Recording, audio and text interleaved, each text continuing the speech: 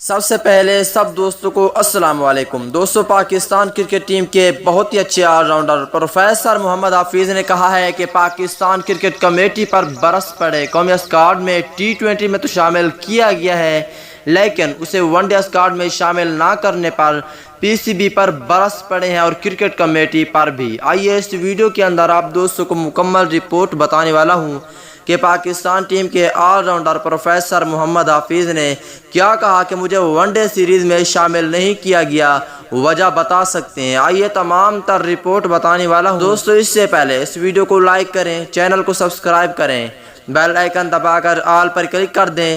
تو دوستو بڑھتے ہیں ویڈیو کی جانب۔ دوستو، تجربہ کار بلے باز محمد حفیظ کا کہنا ہے کہ وہ ون ڈے کرکٹ میں پاکستان کی نمائندگی کے لیے مکمل طور پر دستیاب ہیں۔ 40 سالہ حفیظ نے کہا کہ 2019 ورلڈ کپ کے بعد T20 کرکٹ کھیل رہا ہوں، تاہم ان کا خیال ہے کہ ان کو ون ڈے ٹیم میں شمولیت کا مکمل طور پر انحصار سلیکٹر پر ہے۔